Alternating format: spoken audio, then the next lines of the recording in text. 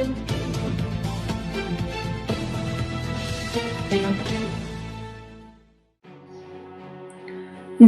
पाणी पेटले, संतप्त महिलांचा नगराध्यक्षांना घेराव.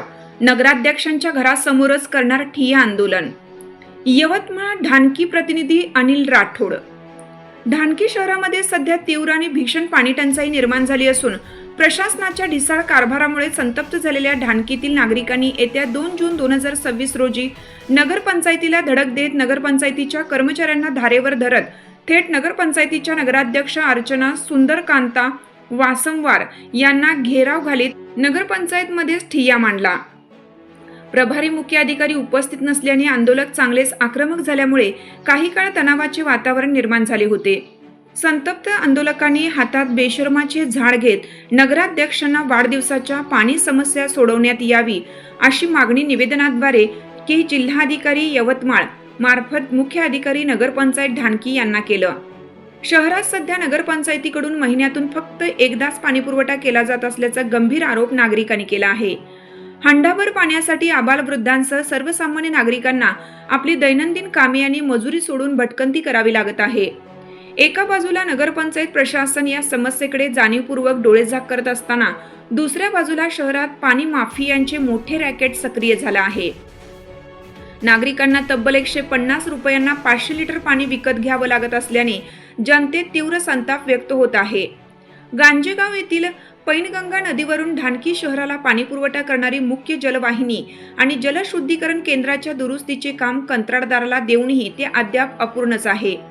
लाखो रुपये खर्च करूनही लोकप्रतिनिधींच्या नियोजनशून्य कारभारामुळे पाणी उपलब्ध असूनही नागरिकांवर उपाशी मरण्याची वेळ आली आहे. तसेच पाणी टंचाईच्या काळातच पाणीपुरवठा अभियंता रजेवर गेल्याने संताप अधिकच वाढला आहे.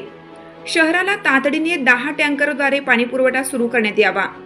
गांजेगाव नदीवरील जलवाहिनी व जलशुद्धीकरण केंद्राची दुरुस्ती युद्ध पातळीवर पूर्ण करावी. प्रत्येक प्रभागात नवीन हातपंपाची हँडपंप निर्मिती करण्यात यावी. कर्तव्यात कसूर करणारे पाणीपुरवठा अभियंता व संबंधित कर्मचाऱ्यांवर तात्काळ कारवाई व्हावी. नागरिकांनी निवेदनात स्पष्ट केलं आहे की जर 2 जून 2026 पर्यंत या मागण्या मान्य न झाल्यास नगराध्यक्षांच्या घरासमोर तीव्र ठिय्या आंदोलन केलं जाईल असा इशाराही निवेदनात देण्यात आलाय.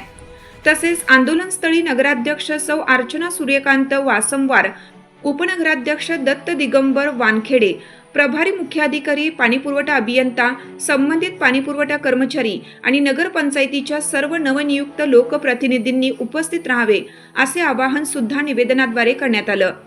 आंदोलनादरम्यान आंदोलनकर्त्यांना काही बरे वाईट झाल्यास त्याची संपूर्ण जबाबदारी नगरपंचायत प्रशासनाची राहील असा थेट इशाराही देण्यात आला.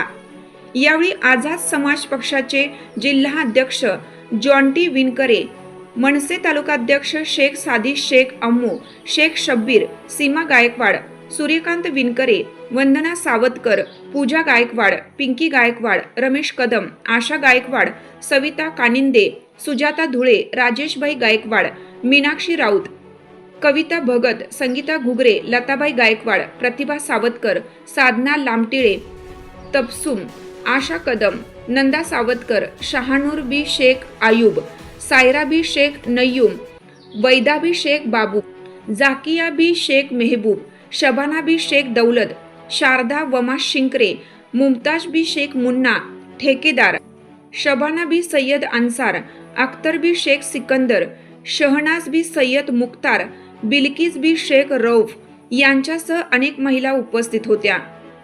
नगरपंचायत प्रशासनाच्या नियोजन आणि ढिसाळ कारभारामुळे पाणी टंचाई निर्माण झाली आहे.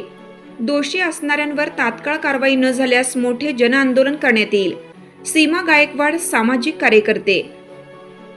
नगरपंचायत प्रशासनाने निवेदनाची तात्काळ दखल घेत 8 दिवसाच्या आत मागण्या मान्य न केल्यास नगराध्यक्षांच्या घरासमोर हातात पाण्याचे हंडे घेऊन ठिय्या आंदोलन करणार आहे. सूर्यकांत प्रशांत विनकरे, सामाजिक कार्यकर्ते.